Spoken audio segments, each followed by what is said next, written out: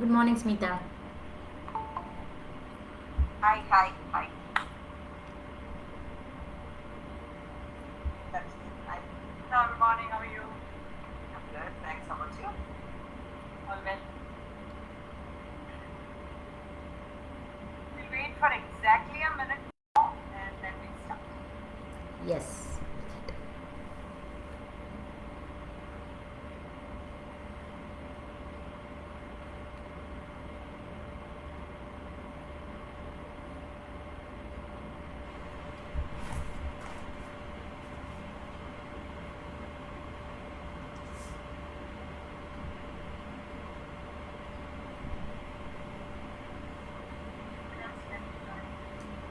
We have Arva, Archana.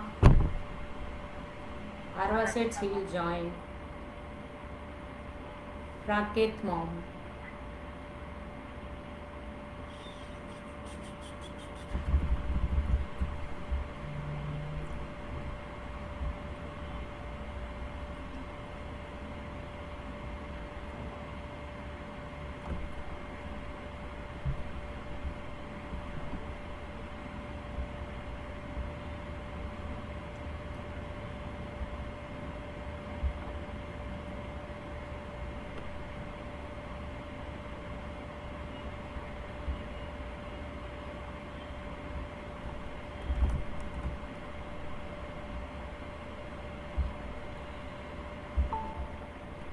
Prema here.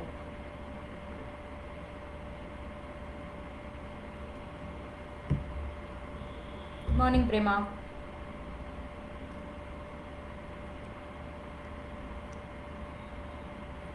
Hello. Yeah, hi, Kaitali. Hi, Hi. everyone. Good morning. Morning. Morning. So I guess we'll start. Yes. Let others join. So, good morning, everyone, and thank you for being here on a Saturday. This is the first of Yale Foundation's parenting workshop for the year 2020, and not it is only logic to start before the troubles start at home, whether it is academic, behavioral, so that parents are a little more prepared, a little more equipped, rather than being in the middle of the year and then just thinking that let this year also pass. So is why we started this week. We would request a quick introduction from each one of you. Tell you about your name, your child's name, and the age of your child. Anyone can start, and you can tag someone else. Let me start. Hi, I'm Vani here. I'm from Hyderabad. My kids are, one is Preteen and then the other one is 8, just passed out of 10. Today's session I think is for Preteen, right? She's 11 years old. Okay. Thank you. You can tag someone else in the group who can pick up next. Hi, my son is 4 years old. His name is But can you, sorry, but can you just speak a little louder? Can you hear me now? A little better, yeah. Son is 4 years old. His name is Aravind. Okay. Yeah, I'm. Okay, go ahead. That's And my son. Okay. I'm Prema. I have two sons. Vishwaksena, who's of 12 years now, and Virendra of 8 years. Okay. Big parent. Yeah. Yeah, Shobhan, I can hear from you. Hi, I'm Shobna. I have two children. My elder one is Gunasmita. She's 12 years old, exactly this old, and my younger one is 8 years old. He's a boy. Okay. Okay. Pragati.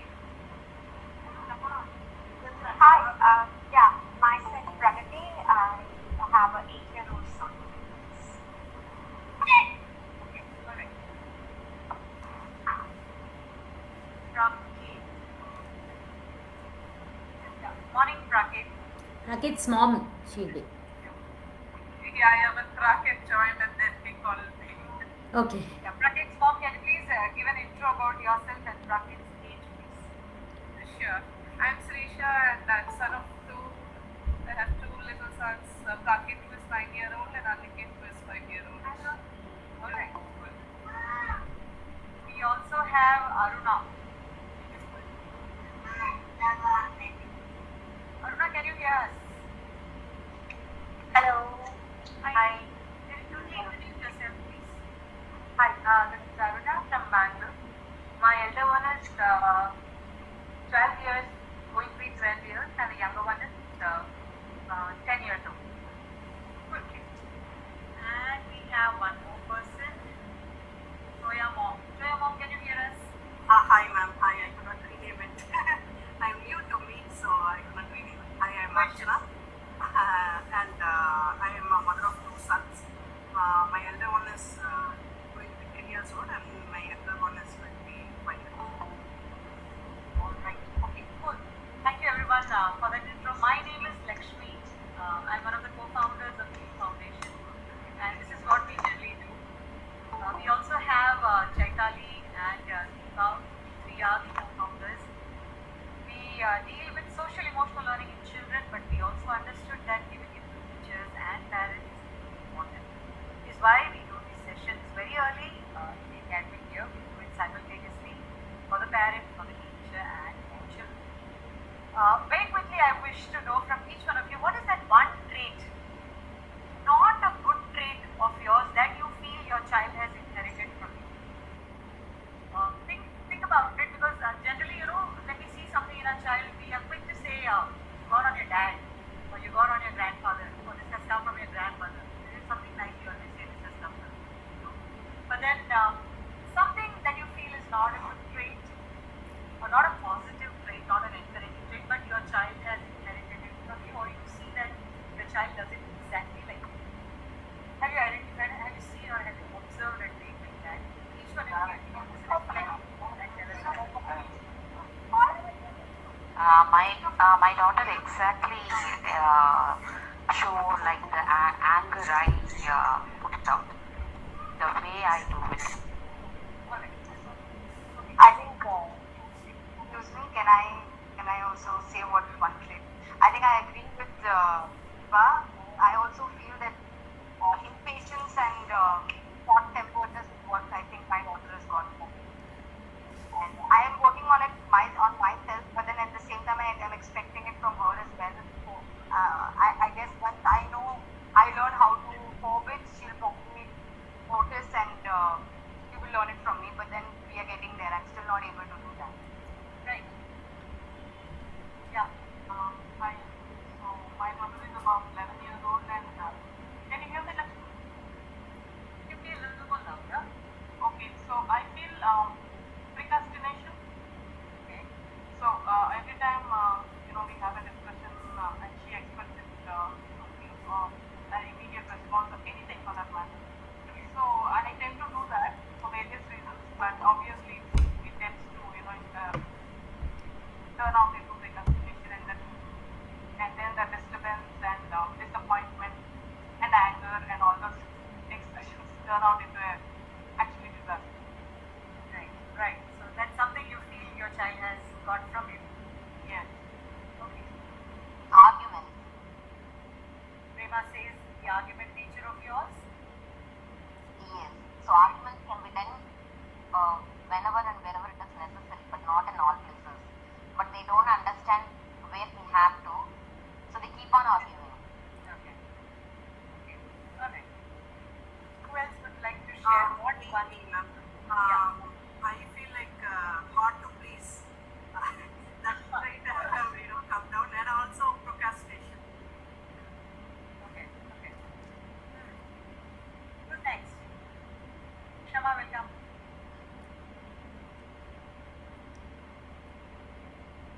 Anyone else who wishes to share that one not positive trait of yours that has gone down to your child and you see it just like you? Is it? The same thing, I think anger. Smita, you're unclear. Your voice is breaking. Yeah, is it okay now? Yes. Yeah, it's the same thing, anger, especially when I'm irritated. something else new comes up, I get irritated and I just display my anger, and that I've impeccably noticed in my child. He also displays that. Who's next? Okay, yeah. Who's next? Impatience. Impatience. Your impatience you notice in your child as well, Shama? True, my name is Chama and I'm not able to show that trait. Okay, all right. Noted. Who's next? Yeah, this is Jagati. So, yeah, similar to what has been already said, like the way of argument, exchange kind of, my son kind of, same kind of words, choice of words, like I use when I am denying something and then he wants to deny, so he uses this kind of similar arguments like I do. Does anyone wish to share more? Have you missed out on anyone else? Okay, take a moment here and reflect at the person you are. When we were pregnant with our children, I'm just going as a general because all women here, we used to be very adjusting to what we eat, to how we sleep, the way we walk, whether we like our clothes or not. We were very adjusting to our children before they were born. We wanted to keep them very safe. We wanted their mind and bodies, even though we are not seeing it. We used to take extraordinary care for our children when our children were not even in front of us. Very adjusting. We used to forget ourselves. We used to forget our likes and dislikes and everything that is required for an unborn child. But right now what has happened is that unborn thing is born and has now a mouth, has now expressions, and is now like a mirror that is giving us back. But somewhere that kind of an adjustment, that kind of looking to what the child needs has taken a seat back in our minds, because we are so much into the other, what we feel the requirements are for the child. Could be the money, resources, the food. A lot of other things have taken priority in our lives for children. Wherein when our child was unborn, we were only taking care of what we actually need. Keeping this in mind, that we as mothers started off as very adjusting people to the need of our babies. Keep this in mind always, that you started this journey with absolutely 100% willingness to change, willingness to give, willingness to adapt. All of us did that. All of us did that. No matter who we were as individuals, no matter what our likes and dislikes are, we started to adapt. We started to change as per our needs. Keep this in mind, because you've already done that. And if you can just put in the chat box what your current issues are, or what your current challenges are, think about it, make it crisp, use the right words, to tell us what your exact challenges are. We want to know what are the big challenges that your little ones are. They could be 4, they could be 2.5, they could be 10, they could be 12. It's still little. Why I'm using the word little is because their brains are big. Their brains are actually small. Their bodies may have grown up. Their mouth may have become very big. Their tongue is very long. But their brains are small is why we are using the word little ones. So let's see in the chat box what are the issues that you're currently facing and what's the reason why you're here today. Archana mom, if you can be a little more, add few more words to your query. What do you mean by consistent? Consistency in what? With what are you not being consistent?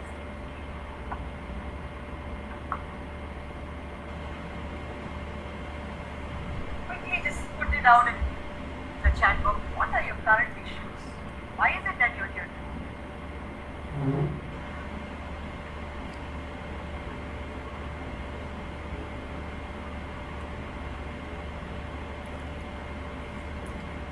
Not able to consistent with me and my kid, right?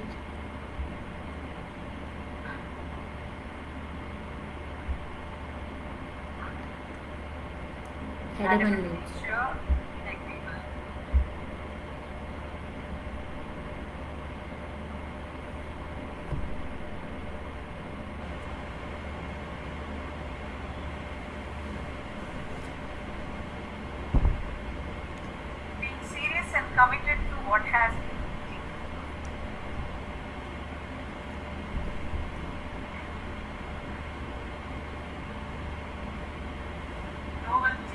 lethargy and anxiety.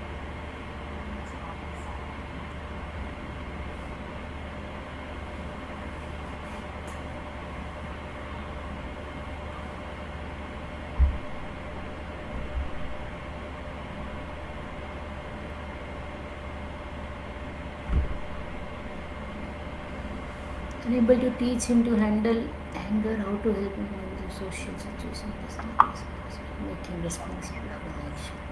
Right. Consistently setting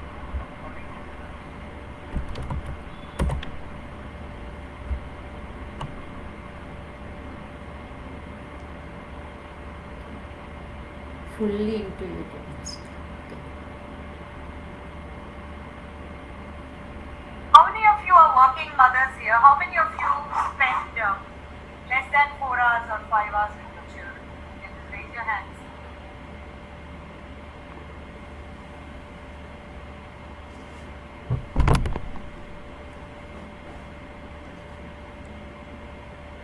Okay.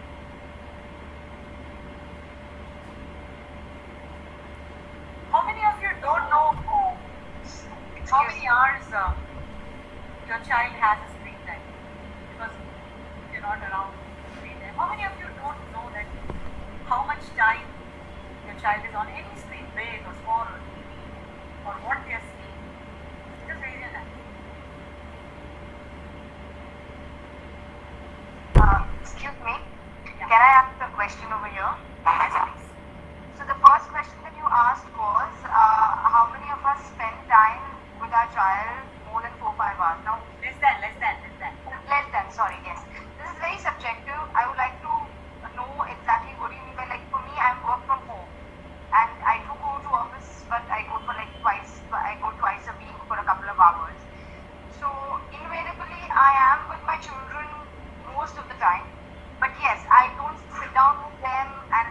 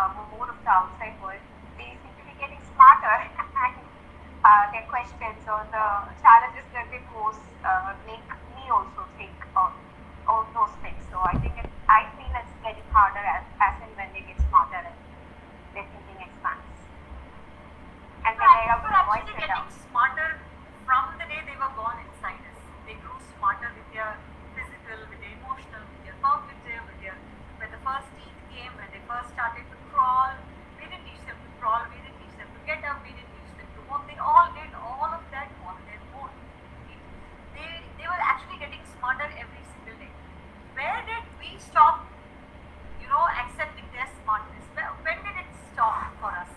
That we no longer to accept their smartness. When did we stop, accepting their development? And why did it happen?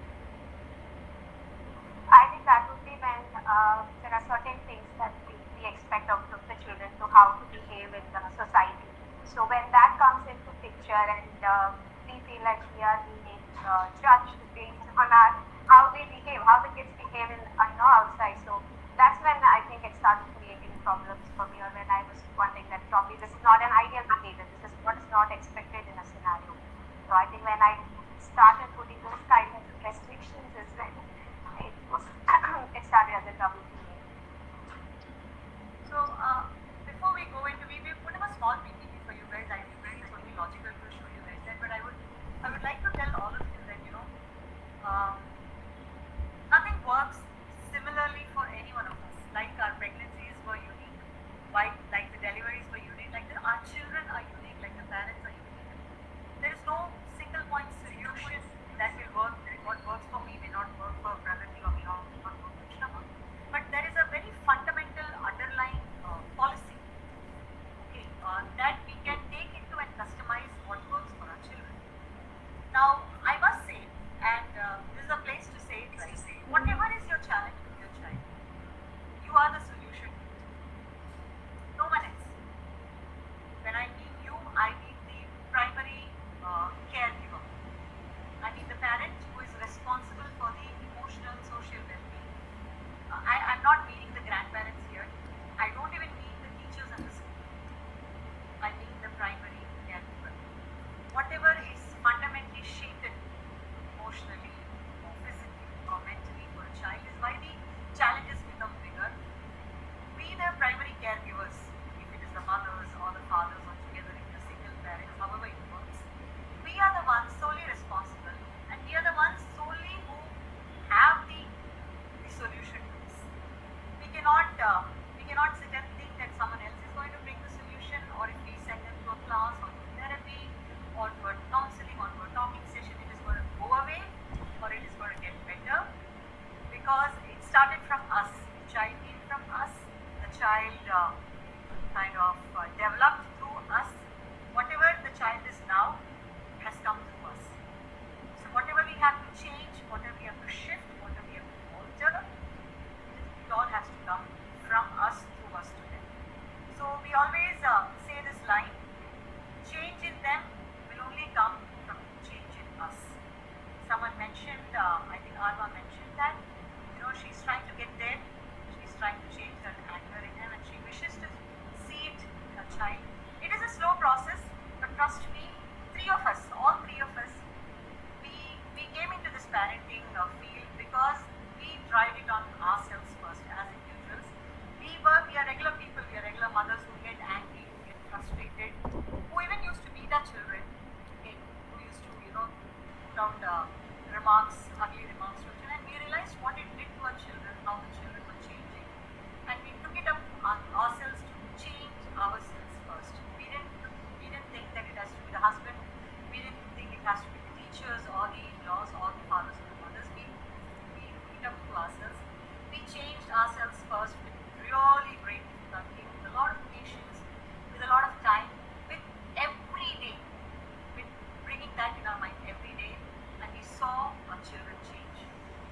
It's when we realized that this is something every parent can do. It's something every parent can do, and we took it up to as a responsibility to tell every parent it is just that. It is us, and from us it is to them. So change in your children, guys, is definitely changing you. From you to your children, and from there on it will change their world. It will change their world, the way they play, the way they study, the way they are with other children, other adults. Everything will change when we change the way we are with them. So quickly, I'll just go through something that we put up for you. So this is what we say. We say partake parenting because partake means participating. We cannot just say that I am taking care of my child and the child is doing. We have to participate. We have to learn, unlearn and relearn a lot of things. Someone said belief system. Pragati said belief system. You had a certain set of parents in a society that made you believe this is good, this is bad. Girls have to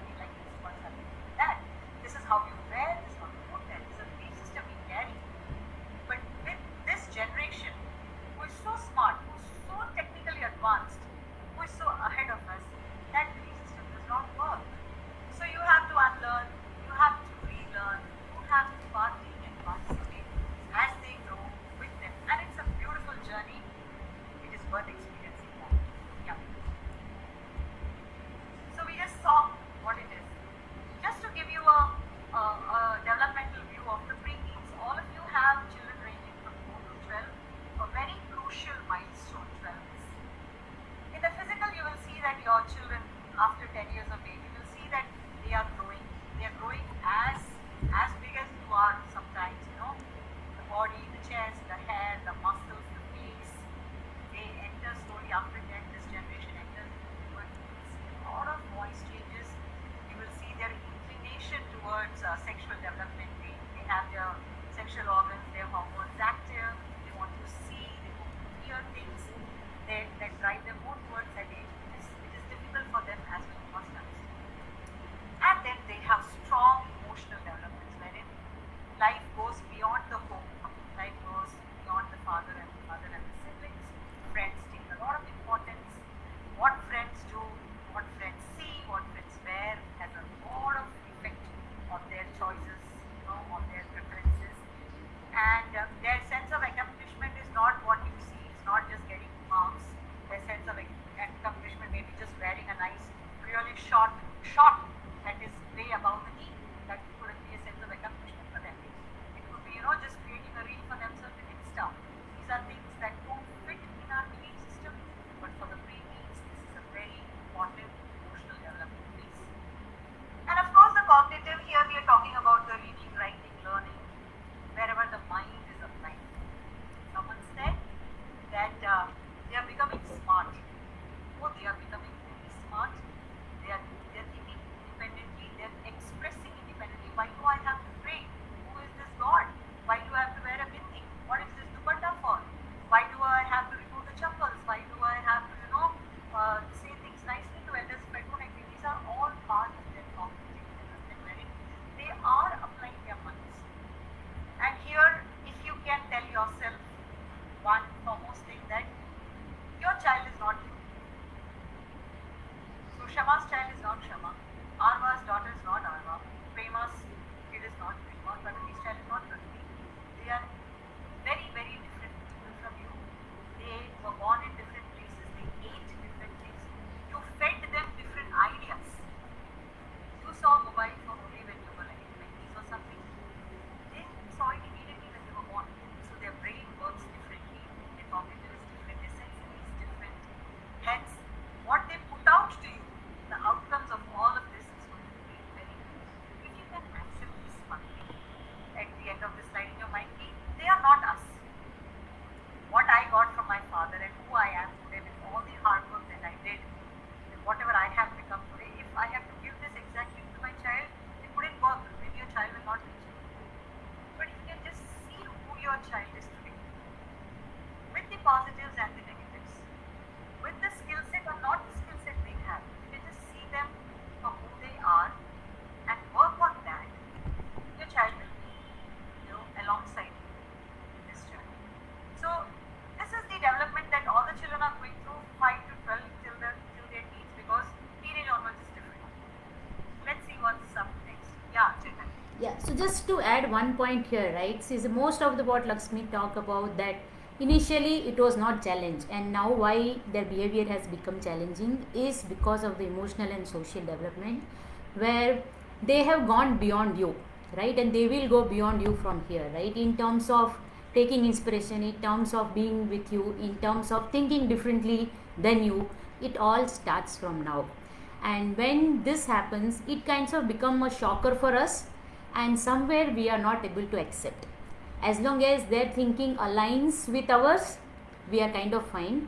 The moment it starts differing, our relationship also start drifting. So I would want all of you to reflect that where is that is happening, and how is that either you can align to their belief, or how you can work with them to arrive at a common ground, right? But most of the challenges lies there, where they are not thinking like us, and more it will happen. This is just a preteen, but as the teenagers start, it will probably become more, and hence the challenges are more.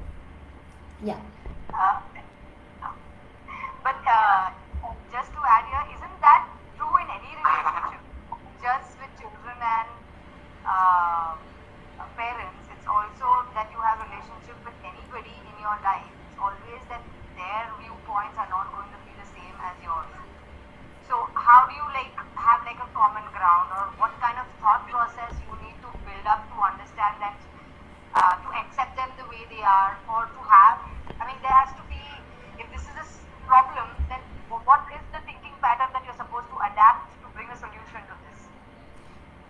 So there are when we work towards something, all our solutions should come from a starting point is our intent. What do we want for our children? This is where it starts from, right? What do we want for our children? Let's hear from you guys. What do we want for our children?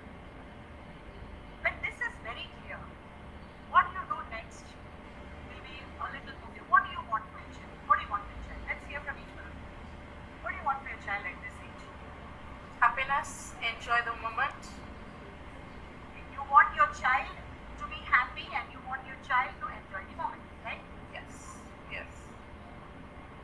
Please, everyone, unmute and speak. Also, yeah, as like to be themselves and to be able to show themselves as they are to the world, so that and people, so that I mean, not to pretend, not to have a personality to please others. Or be yourselves and make sure that people accept you the way you are. But that's very difficult because we ourselves don't follow that. We have like a wall all the time and we try to please others so that our relationships work on every front. But then I will obviously want my children not to follow that and to be able to speak up and to be able to be themselves as they are, and in a way that people accept them the way they are. Right. Anyone else wishes to share the intent, the start point of what do we want for our children?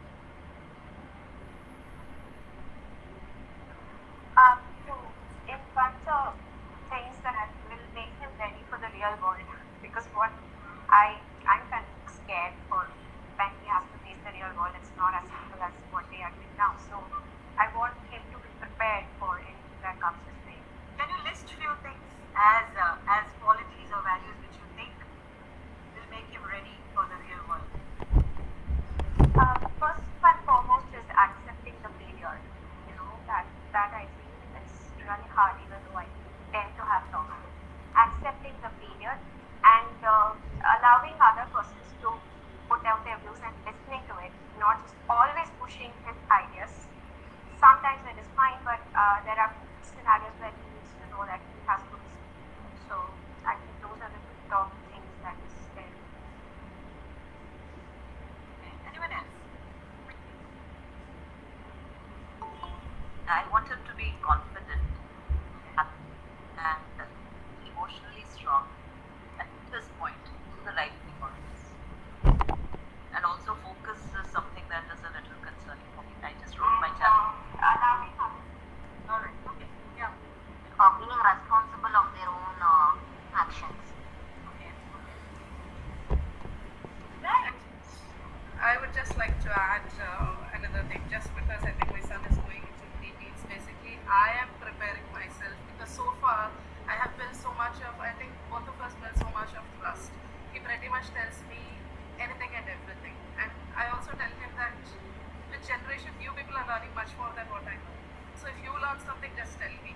So it's like, even if it could be something which kids are shared, right? So he comes back and tells me something that's not my generation, but still. So as he transitions, I know that there'll be some things which he may not share with me. So I just wanted to accept that, be prepared that there's going to be a major portion of his life which he may or may not share, which I may not be aware. That scares you? Does that scare you? It doesn't scare, but I just want to feel confident that he'll make the right choices, and obviously choosing good friends so that he should be able to confidently make the decisions of what's right and what's wrong. It's okay even if he doesn't inform me, but I just wanted to have that sense of confidence that he can handle it. Right. We want our child to be happy during the moment. We want our child to accept failures. We want our children to be confident. Do we allow them?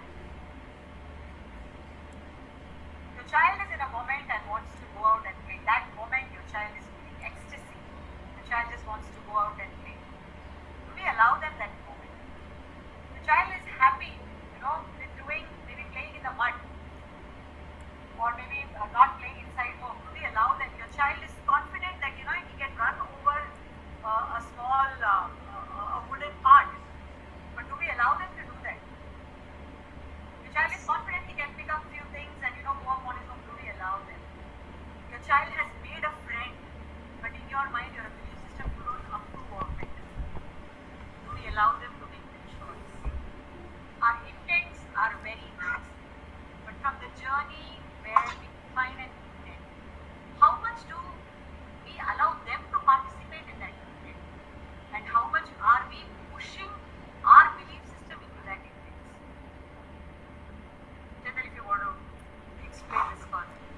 And just to add the point to what Arva says, right, about the relationship, it is there in all the relationships where everyone is different, right? We accept our friend the way they are, we accept our husband the way they are, right? We negotiate on few value system, but in overall we give them that space. But when it comes to the children, our belief system is that they have to follow what I say, right? They, otherwise they may not turn out to be good. If they take a different path than what I have taken, then it may not, you don't feel safe, right? Children are not feeling anything about it, they are just going, like they are in moment, they are doing what they are supposed to do. But as a parent we feel extremely unsafe, and to take care of our feeling we stop them, right? It always boils down to that. Their fears are not our fears, right? Our fears are very different, our fears are very far-fetched, like what Shrisha told, that I want them to take good decision, I want them to do this. Who knows, right? Are we allowing them to take decision now is the point. You can't train someone to take good decision, no. You were not trained to take a good decision, but you learned over a period of time, but you were allowed to take decisions. And all of us probably take a minute to think that amount of time our parent invested in understanding what we are doing, why we are doing it, versus how much we are spending. We want to analyze every action our child does. Our parents didn't do that, and we turned out all well. With the minimum facility, with minimum infrastructure, with minimum money, we came out in flying colors. So does our children will do. But when we start doing too much of analysis of everything, it is not going to work. And that's where all this challenges starts, right? Because we judge for everything. Okay, can I interrupt here? Yes, please. So I agree with your point, Shetali, but my only concern is that, so then where do we, like as parents, where do we draw a line? Like where do we try to communicate to them what we've learned from our experiences, right? Correct. Like we've learned and understood this particularly a particular path will not be good, and if we see them going to that path, then isn't our responsibility to at least caution them or tell them that this is not the path, maybe it's not the path. As you said, it's my viewpoint, definitely. It might not be the same for my daughter, but then isn't it my responsibility to at least caution her or communicate to her that this might be not the right path? Like, But do we really stop at that? Do we just stop and say, look, you're going to do this, but this is what may happen or may not happen? Do we stop at that? Or do we actually stop our child from exploring? Someone said they want their child to fail and understand. Do we send our children without completing their projects? Or do we just send our children, you didn't do your homework today, or you didn't submit your project today, doesn't matter, just go get meetings and come. Do we ever do that? no, but I think that there we have, I think, evolved. So I from my own experience, I know what I was 2 years back. Like I was micromanaging every small thing, and now I'm like, it's fine if you fail. I mean, it's fine if you do that. You're going to learn out of it. So I do say that I've evolved on that front, but there are few points where I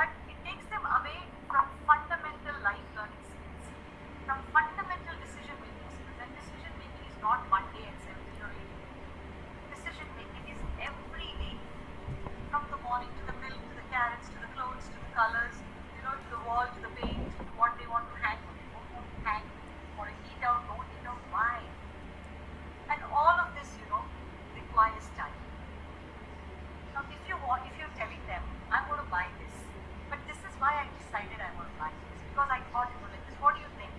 Now a child will not speak tuck tuck tuck like you, right? Because his brain is slowly circulating. He'll take time, or she will take time, and he wants to communicate because he wants to know. All this needs time, space, patience, and your presence. So when I meant that question, how many hours you spend with children, I meant all of this. I meant your involvement as a home, and these are all parts of this journey.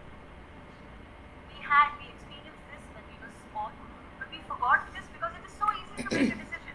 It is at a fingertip. To order something, to buy something, to not buy something, to get something home. No one's decision is important. Just our click and pay. But then children are seeing it from a very distant part. They are not involved. They don't know. And suddenly at 17 or 18, as a teen, you cannot expect them to make decisions. They will fumble. They will become slow. And then we call them lazy. And then we brand them that you're unable to make up your mind. That is because they did not have early enough to do it. As parents, there are some beliefs and actions that we have listed. There will be plenty more, but we just listed few. We believe that our kids should be perfect, should not throw tantrums. Some believe that disciplining, beating, shouting, naming, yelling, shelling are all good things for a child to come up nicely. We have a very core belief system that academics is a must, is priority, and that math and science is what takes the lead. No matter if a child is good at literature or art, but then math and science has to be there, good marks, good grades, and that there is a routine that we have followed in our life that has worked for us, and that it should be followed by them as well. Based on these belief systems and many more, there are certain actions that we do. Just because we don't want to make a mess in a public space, we give in to their demands. Because we feel that punishment is good, we give them punishment, we spank them, make them feel bad, we use bad words. We see them drawing or writing, and we just suck the hell out of the love of learning out of them by putting them into extra classes and constantly asking them, did you study, did you study, did you study, did you do this, did you do that? We just suck the learning out of them. And because they don't fall into the routine that we set them, we also as parents use our parental power to try to bully, we say negative things about them, we try to shame them, we say that, we put them down in front of others. All of these things are natural to happen at home, just because of our belief system. What I'm trying to say here is that we are not our parents. I think all of us agree to this thing. We are not our parents. We are absolutely different. We are aware who our parents are. We are trying to be different from whatever their trends were. You should also believe that your kids are not. So what worked for you that your parent gave may not work for your child. You have to see who your child is, what applies to them. You have to change or shift your belief system to what is correct. We are so updated with our iPhones, with our latest technology software. Our Microsoft Office keeps giving you updates, and we do it, even without reading the policies. You just say, I accept. Don't we do that? We just check, I accept the box. There will be two little long pages of terms and conditions. We say, I accept update. That is because it is current, it is fresh, it is new, it will help us. This is what we have to do for our mentality, for our belief system. We have to say, I accept my child the way he or she is now in front of me. And then you have to say that I have to change my belief system. What my parents did to me will not work if I do it to my child. It's very crucial how I change, how Chaitanya or Eva changes, because we applied this thing into our lives. We completely, diminished the belief system that our parents had given us. We started at looking at what our children are now, what they need now, not what I want to give. What they need is different from what we wish to give. They want to ride a cycle, but I wish them to be safe. There is a conflict. What they need is confidence, what they need is exploration, what they need is learning. And what should I do?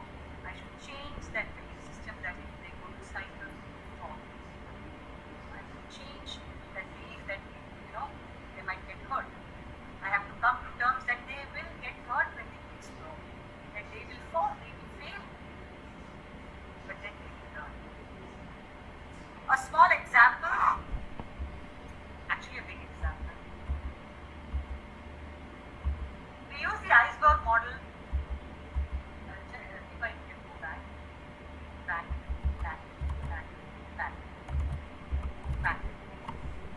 more back.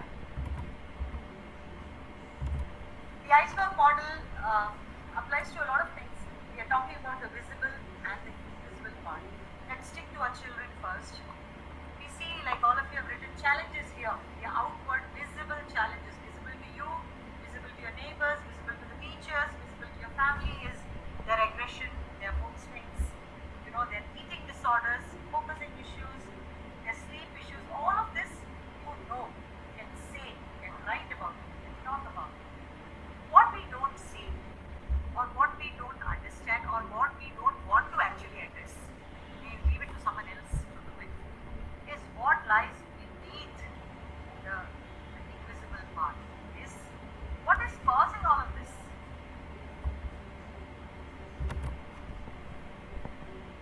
One big thing that did, the parental pressure, emotional imbalance, ignorance. Big thing. A 10-year-old is not very intelligent here. He may appear smart, but he's not intelligent. He's not as smart as you think. He's just talking smart. He's just smart talk, but he actually doesn't have information. He doesn't have background. In a household where there is a lot of punishment, or there is a lot of disciplinary, strict disciplinaries, there is a fear of expressing. The child doesn't know to tie a shoelace even when he's 10 or 12. There's a lot of fear in the child when it comes to that shoelace tying, because then there's a lot of beating, shaming, bullying, hitting, maybe. The child fears to express and tells you that, look, I don't know how to do it. If the child knows something, they immediately do it, they will talk smart about it and they'll go off. There are things that children yet don't know. These are called their milestones.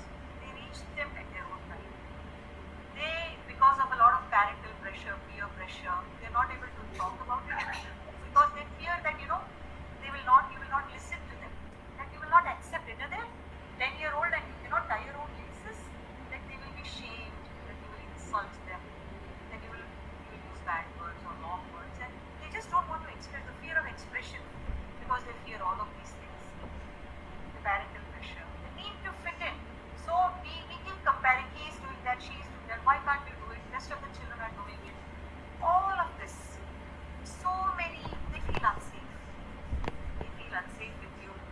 They feel unsafe with the teachers because they're not able to grasp a certain subject.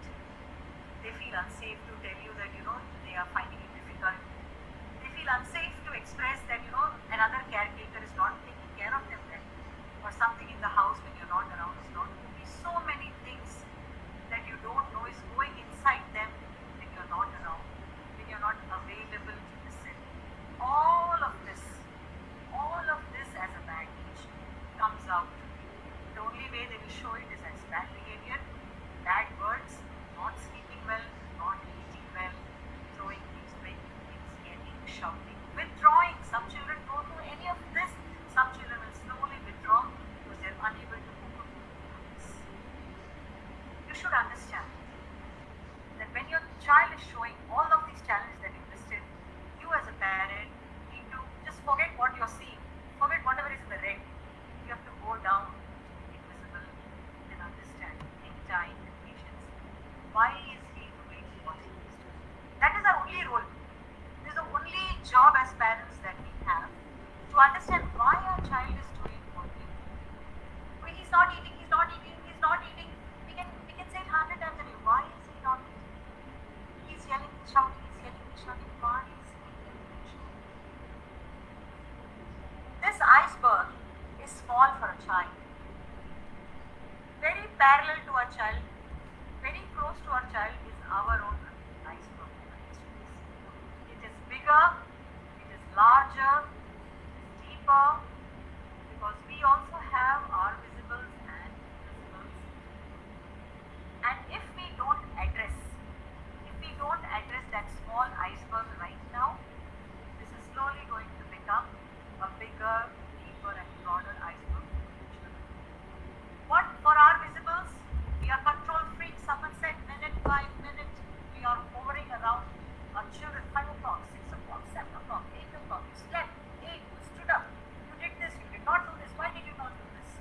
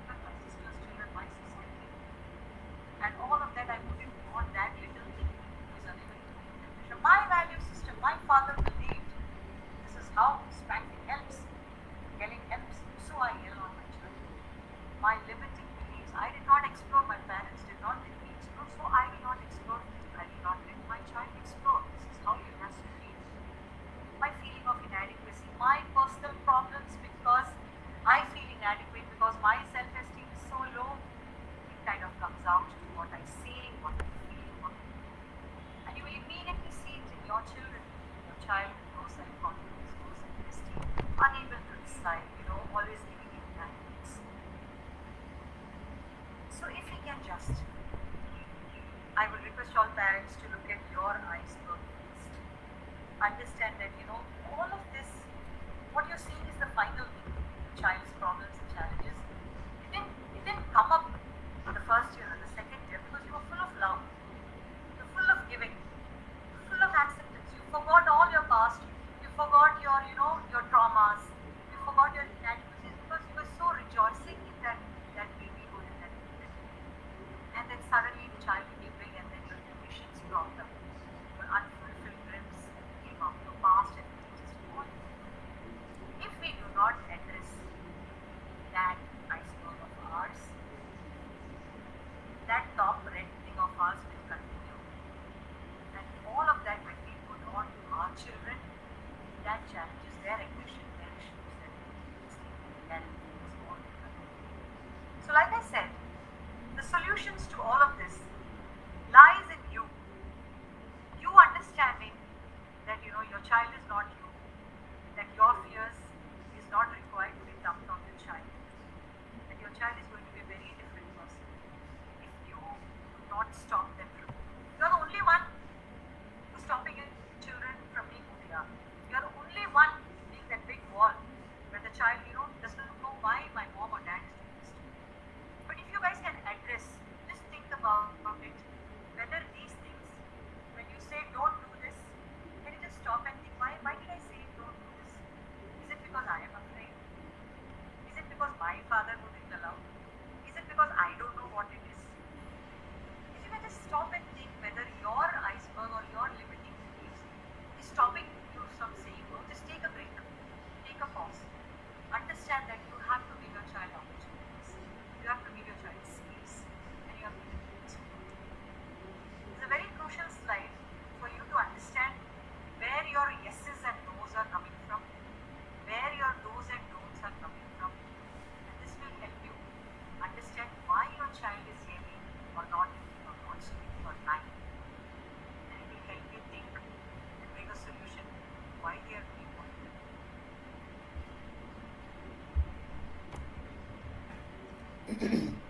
So just a childlike slide. The behavior, the habits, the challenges is just the visible part. What we see, what we tell others, what we cry about them about. Beyond it, deep inside, there are a lot of things going on in the child's heart, in the child's mind, which they are not able to express. They don't have the vocabulary. They don't have maybe proper knowledge to say, look, mother, this is what I'm going through. And at this grown-up age, we are not able to say this to our spouses, to our parents, look, this is what you're doing to me. This is why I'm sad. This is why I'm imagine a 5-year-old, 10-year-old unable to tell you, look, this is why I'm doing, this is why I'm giving. Deep inside me, these are my issues. So it is up to you to take a pause, forget your belief system, try and understand with conversations, with patience, what is happening inside.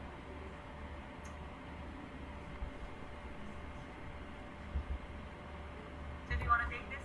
Do we have time for this? I will ask them like another half an hour. Shall we? We have few more slides about the brain science, or do you wish us to take it to Q&A?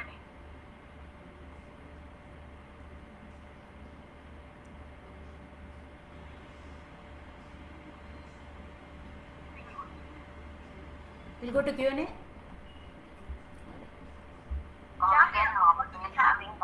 if we have enough time, we can finish the slide and then we can go for Q&A. I will just, Chetal, if you can just explain to them what happens. What happens? We'll tell you what happens. Your child has come to you. You're on a call, okay? Or you're writing a very important email. Your child just came to you, and may have come for anything. You just yell.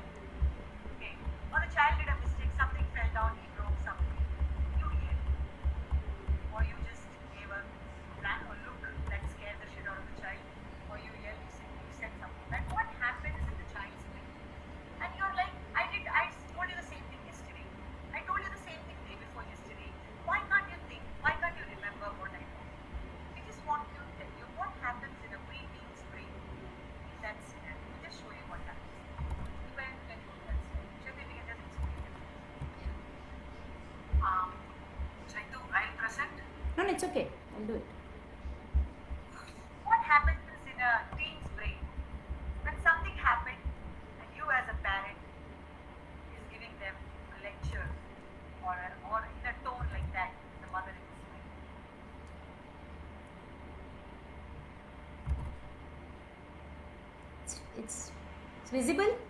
Yeah. Yes, yes, check.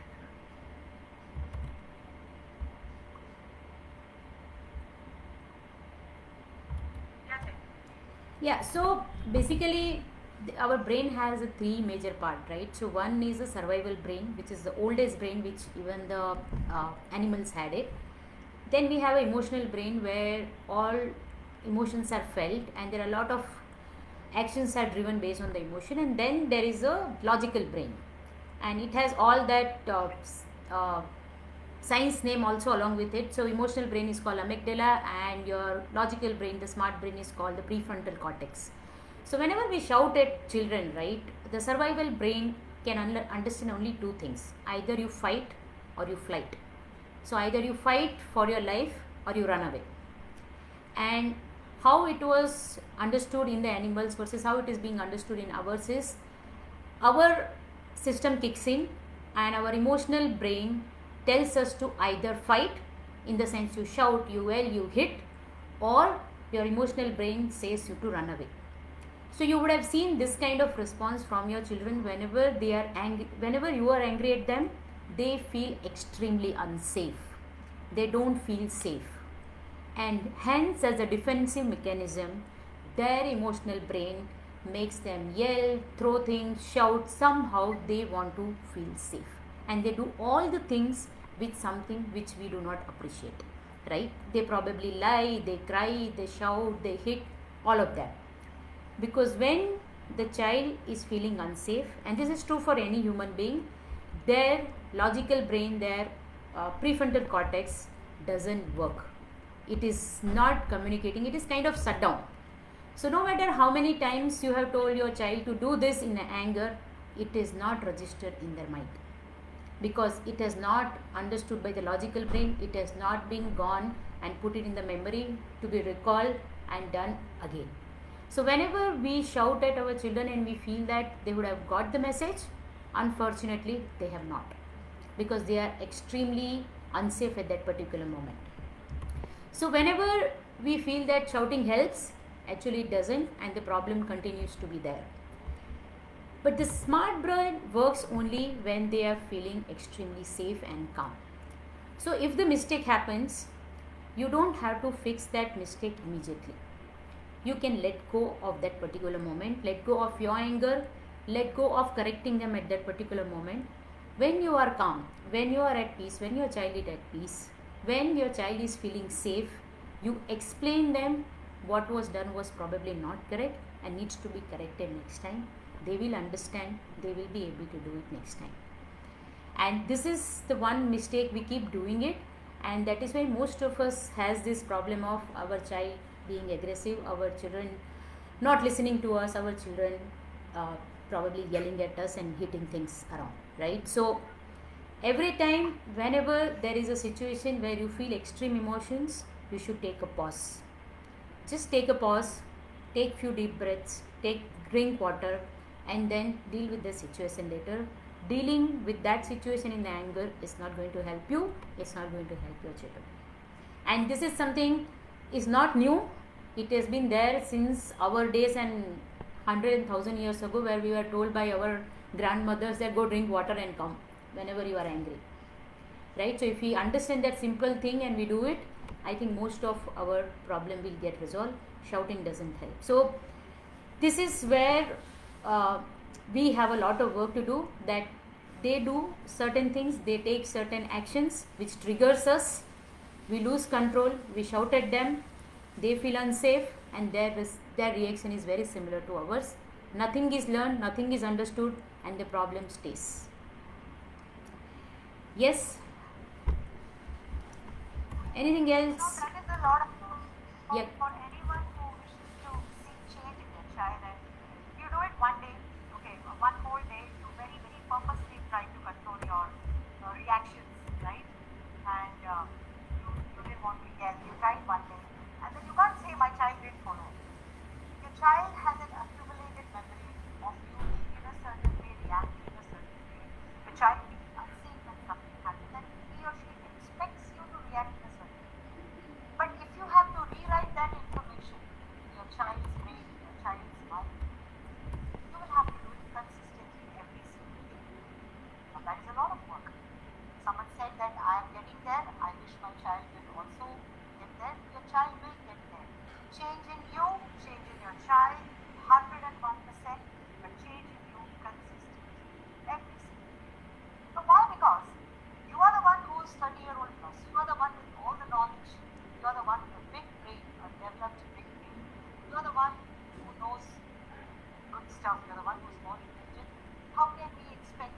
one, 20-year-old younger child to be as intelligent or to respond quickly like us. If we at our ages, we at our 30 plus ages are not able to control our anger, not able to set good routines, not able to be disciplined in our everyday life, how can we expect 5-year-olds, 10-year-olds, 12-year-olds to do that? Isn't that very unfair of them?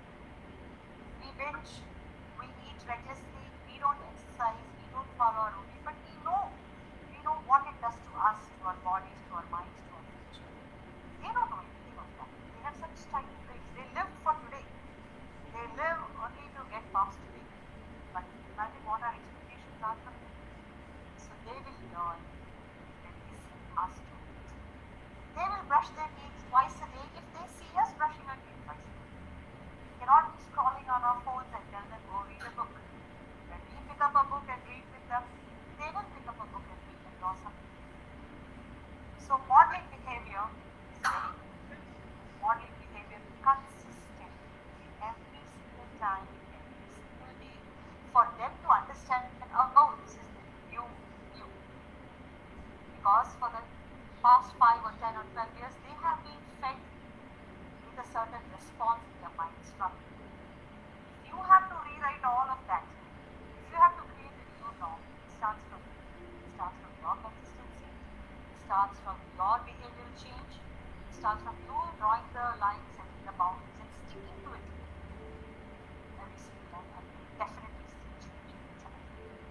And just to add a point here, right, there that prefrontal cortex and the smart brain is not yet developed till the age of 2021. So you expect your children to think that if you do not study, you will not get a job, you may not have money. They cannot think like that. They don't have that ability built in their brain, and hence what you think, they are not able to think. Right? So please keep that in mind. Expecting them to think a longer vision, having a futuristic thing, they cannot do it. Yes. Can I add a point here? Yes. I mean, sorry to interrupt. So, like, they have dreams. They tell us about their dreams that I want to become this, I want. But then, to achieve that dream, there is a path, and we as parents know that path. They have a dream, they want to achieve it. But what if they don't want to follow that path?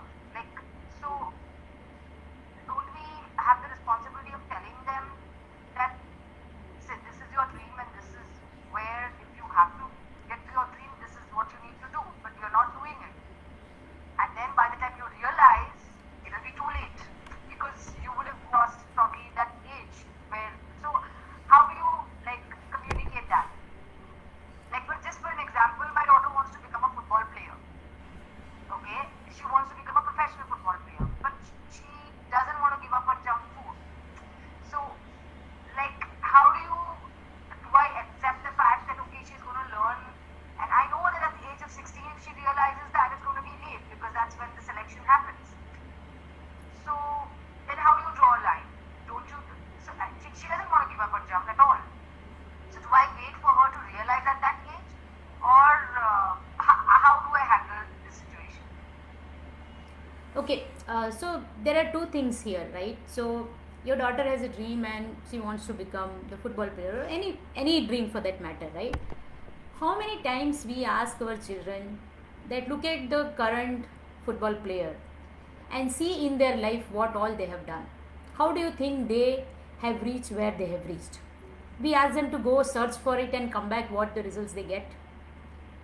We don't, most of the time. No, I have done that. I have read books with her of the players who It is not about it is not about you doing it.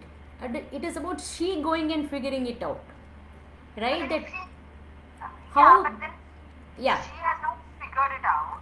So then you have to wait. Then you have to wait. If she has not figured it out, you have to probably inspire her to go and check that how someone has become like that. If you have a dream of becoming that, can you please go and check the journey of someone, or how Tendulkar has become Tendulkar, or how Dhoni has become Dhoni, or how Messi has become Messi. Right? There is a lot of thing which happens, right?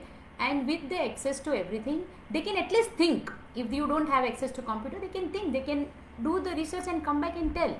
And then you sit down and say, okay, how much of that you are doing right now? Our How? also a big goal, a life goal, or a life-changing dream is never just that one goal. It is a series of small goals achieved that put someone finally in the path or towards the big. It is always like that. You take anyone who's achieved anything big, it has never been directly a major jump from Yeah. where they are. Yeah? Now, how do you as a parent contribute to that journey? Now, it's just one element of the jump. When I said that parents have a lot of power in their hands, in that going on journey, it is up to you when and where to exert that power and when and where not just for the jump. Would you allow your child? Would you allow your child knowingly go and pick up something boiling hot? Would you allow your child to knowingly go and poke their finger into a live switch or a plug? Would you allow? Ask No. her. Why No. wouldn't you do that? Because I'm scared she would get hurt. No, you're not scared she would get hurt. She would get hurt. You know she would get hurt. Yeah, You would yeah. see that she would get hurt. You would experience the hurt and the pain that your child would go through if something like that was to happen. Right? Yes. With things like, for all the parents here, with things like the mobile phone, gadget addiction, social media addiction, and this junk food addiction, the pain and the loss and the hurt is not immediate. It's not visible immediately. The outcomes of it are delayed, are actually extremely excruciating later on, but it is not immediately in front of you. It's why you indulge. Who buys them junk food? Who allows them junk food? Who allows them gadgets and screen times for more hours because it is convenient for you? I would really take it that far to tell you parents here today that it is convenient for you guys. It is comfortable for you guys to just allow them to binge. And reflect. Because if you were to see that there is a pizza that has something really bad or poison sprinkled over it, would you allow? You know that it's going to go inside and it's going to be immediate. The effect is going to be immediate, right? You have to compare that kind of a thing, whose effects are visible and immediate, to something like these, which is equally important. It is as deadly, I would say. Mental health is deteriorating, physical health is deteriorating, goal setting is deteriorating. Because not just because of all the big talks or the big walks we make for our children, no, it is all the small things. I would say it is the carrot and the beans. It is the everyday decisions we make in the food, in the routine, in the getting up, in the sleeping, in the TV. A day does not start in the morning 6 a.m. A day starts when we decide when the child goes to sleep. If parents think that the day starts at 6 a.m., it has to start at 3 p.m., it will not. If your child has gone to sleep at 11 p.m. or 12 p.m., how do you expect for a day to start at 6 a.m. or 7 a.m. for a child, especially for an adult? And Arva, just to add here, right? So this is one side when the children are below the age of 10 and when they are in preteens, right? And when they will probably demand, and it is not so easy for us to go and say that no, I am not going to give you, right? Because that might go in a completely different direction. So whenever they have a dream, whenever they have something which they want to achieve, if they have decided, sit with them and say, these are the things you need to do, right? It is for routine, it is for the exercise, it is for the probably the kind of food you take, it is kind of the sleep you take, it is what goes into it, right? Sit with them and say, you tell where you are able, you are doing good, and where do you think you need to improve, right? They will take a box where they are doing good, they themselves will know that here I am not doing good, is where you come in as a parent. Now how do you think you can improve here? That's the next step. Now you can't avoid the junk food completely. They are not going to become fit in one single shot, right? They will probably start hating the football. They might change a dream. If we are going to push that no, you cannot have a junk food at all. But then how much you can have? Once a week? Okay, fair enough. We can have once a week, but rest of the day you cannot have. Or when you can have a junk food? When probably you have exercised, you have played a lot. Agree on those things with them. Negotiate. Have goals, small goals, 1 month goal. You tell them you're thinking of a 17-year-old goal. Let's do a 1 month goal and let's see how you fare. How many days in this month? Now June is coming. Let's take June.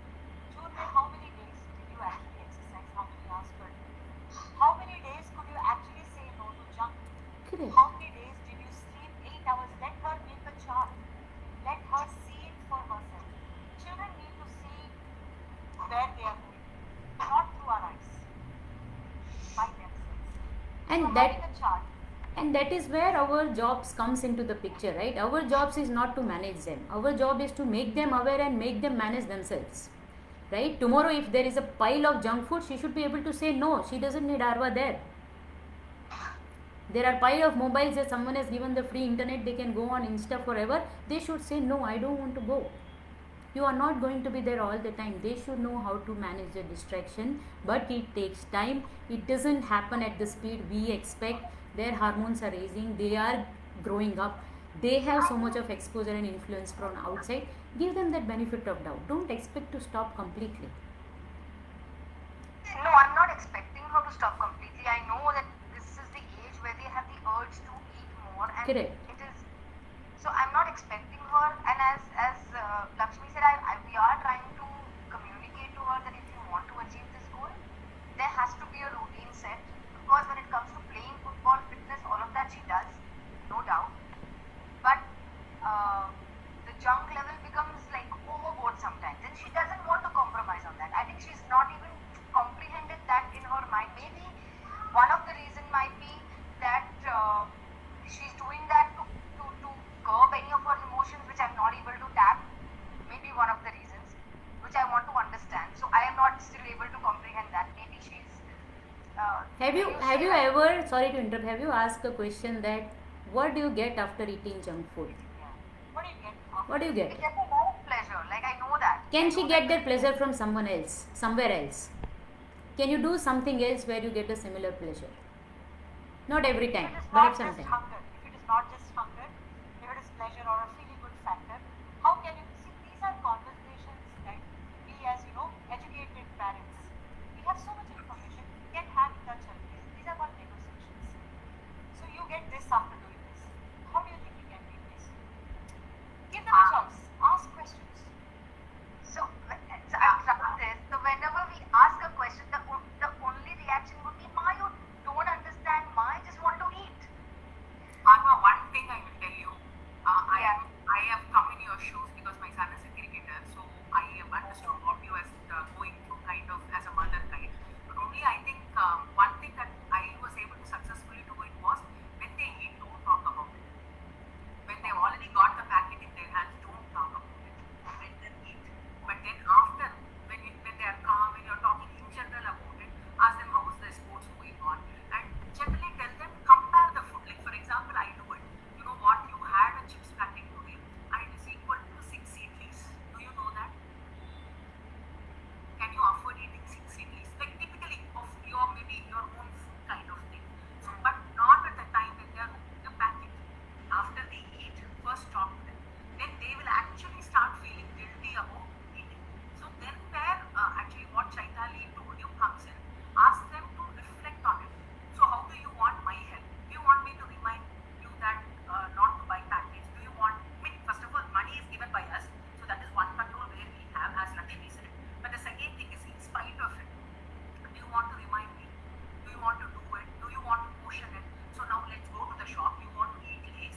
Instead of a 20 rupees, 30 rupees Lays, let's get 10 rupees Lays today. Try eating that and probably have some carrots along with it, cucumber along with it so that it balances out. And slowly we will reduce it. When they have the urge, you cannot stop them. You have to only talk to them when they are not in that phase. When they are calm, when you have a general interaction about the sports.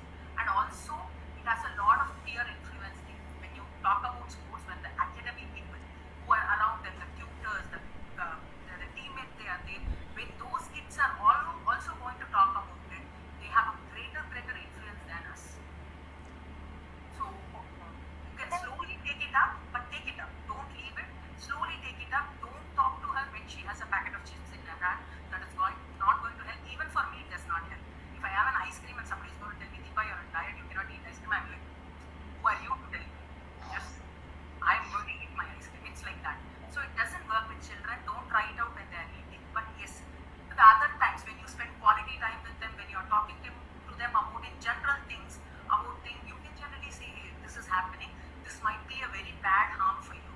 Do you want to reflect on it, and do you want our help? That is how you go about the entire process, and it takes years. It doesn't take months, it takes years. Small goals, small little goals. And somewhere it will start affecting their play is when they will realize it and they will stop by themselves. But if you push, see, anything, I am telling all the parents here, how much ever parental power you want to exercise, you can exercise mindfully, but not at a cost of breaking the connection. If you break the connection, everything else is done. Nothing is going to happen. And So, not at the cost of insulting them or yes, disrespecting them as it is. Because whether they are 5, 10 or 12, they want respect. yes, No one likes to get insulted or to be a bad person. So any power not at the cost of, like you said, disrespect. Because they want it, no one else is going to give it to them. We are in first in line to give them that respect. The world will give them. Thank you. right. Some valuable points that I have to write it somewhere and then remind myself on daily basis because Everyday job. and in fact I feel this applies to even like my preschooler. Like I have a 7-year-old son and I feel the same.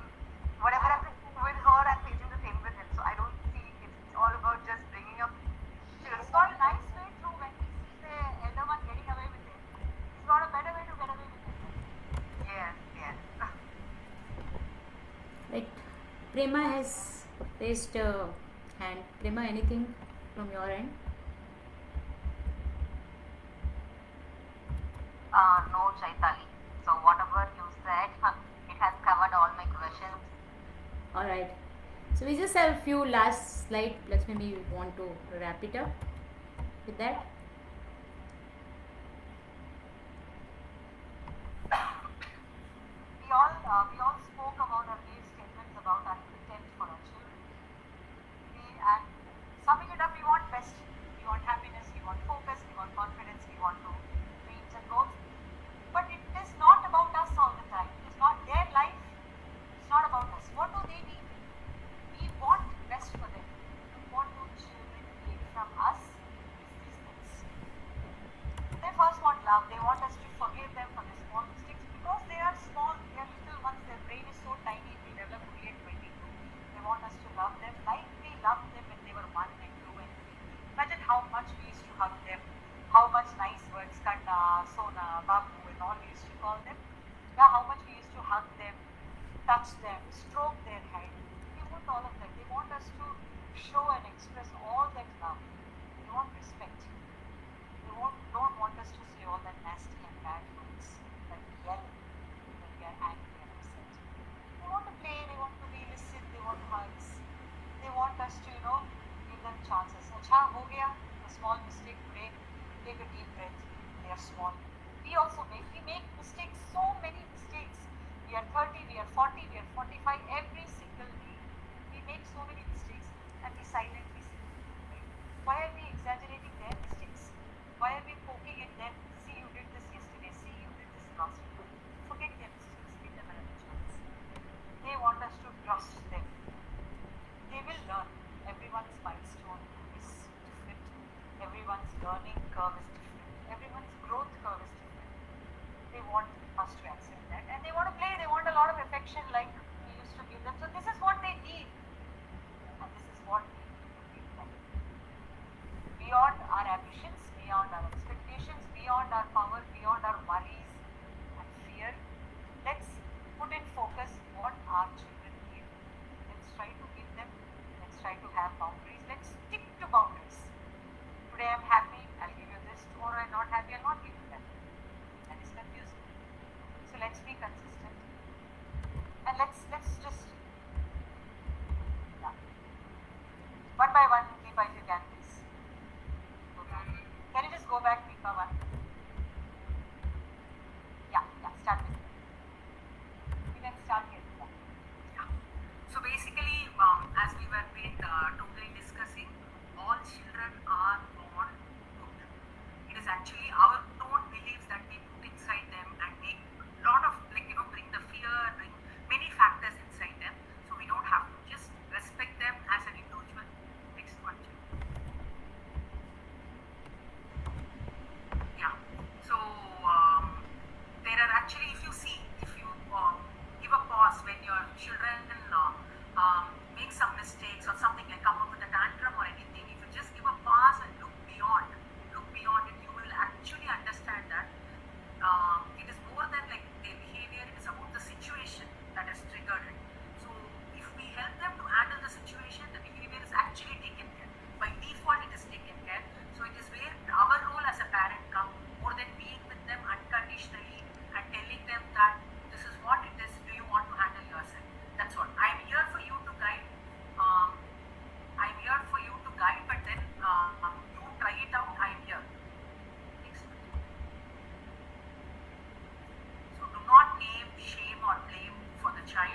because it really hurts their self-esteem, their confidence, all those things. Because we think when someone is going to tell us, hey, you're making this like this, you're not doing it properly, constantly someone putting us down does not give us confidence. Similarly, our children, they're just growing, they're just getting to learn things. So they need to be in an environment that encourages them a lot.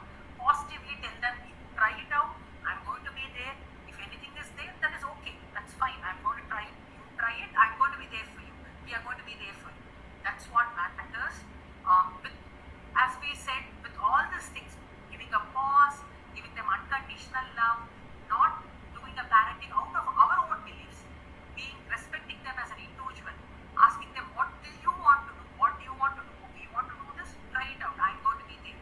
Being there for them unconditionally actually changes all the scenarios. As we said, their situations are bad, the behaviors are not bad. It is only they responding to the behaviors. So the moment we enrich them with all these things, the behavior is going to be automatically ones that are going to be safe for them. They are going to take a safe choice for them, which is safe for themselves. So we don't have to actually worry about them because their basic intuitive memory is very strong. We are actually, as parents, we are giving them so many beliefs from our side that their basic intuitive memory slowly goes down. They does not actually think out of it. So as parents, if you are just going to tell them, hey, you pause, you take a decision, you take a choice what you want to do, always their intuitive memory works very well and they are able to handle the situation in a better way than we actually expect. We three have actually tried it. Me, Lakshmi and Chaitali. Many of you would have already actually maybe in the path of it. So I don't, I cannot judge you of where you are. But if you've already started trying it, go on and go on and go on. You're already into the right path of doing what you're doing. If you've not started the path, never is it's better always late than never. So start it today. Let's start it today. After this moment, maybe if we are hungry and going back and children are just coming and hugging us, hey, don't hug me. No, let's not do that. Let's just give a pass, react. Let's not react, so that it's basically that we pause and start modeling our behaviors to the children. Yup.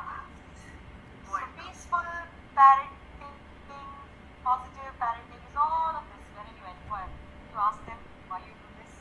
You empathize, you understand they are small, their brain is small, and you engage in conversations, you engage in solutions, you engage in talking to them with patience, faith, courage, consistency. Every single day. Big job. Big job and good job, parents. All the very best. Someone raised the hands like when we were presenting the last slide. Do you want to ask something? Ma'am, hi, it's me. Yeah. Ma'am, my kid, when he studies, my elder one, he is going to be 10. When he studies, he always needs help in understanding, and also, even after understanding, he needs me for learning. And I also know that I overstep sometimes and sit with him. But he is going to be 10, and I don't know where to, draw the line. I did try it, and for the midterms, I made him do everything on his own.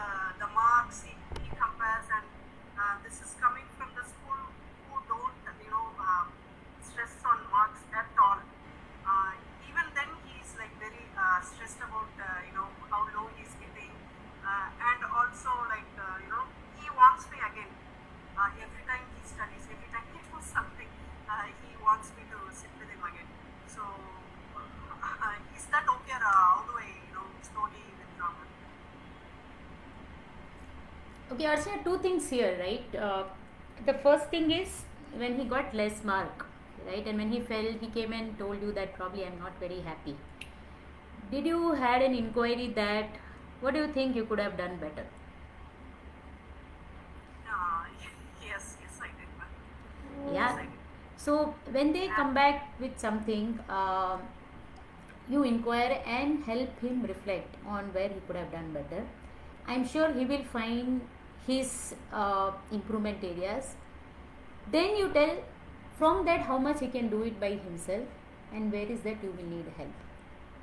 And where you will come in for the help, right? It is a balancing act. You cannot fully be there because if you're going to be fully there all the time, he will have the belief that Amma is going to fix me every time and you are not going to be there all the time. So he needs to fix certain things by himself and there are certain things is where you will help. He may not improve on those areas immediately where he is doing by himself, but you have to give him that time and space to improve over a period of time and tell him that it is okay if you didn't get marked this time. You keep doing it, you will get probably end of the year in the last exam. But don't start helping him because that's the easy way out.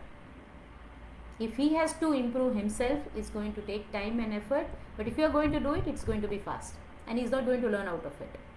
He might get that gratification of getting the good marks, but he is not learning the process of becoming better by himself. So it's a balance you need to do. You can offer help, but you will not have offer fully. Hope I It's answered not your just question. for studying parents, it's the same thing for their daily routine as well. Yes. Getting up, the getting ready for school, the going for tuition, the maintaining of the books and the room, all of it. We doing it, it's easy for us. We do a lot of things we do can do, but making them responsible for their own life and the little things in their life is something we have to stand and watch. Even if it is messy, even if it is late, even if it is delayed, wherein you have to give them that space to make the mistakes, even if it gets messy. Wait and watch and step in only when necessary.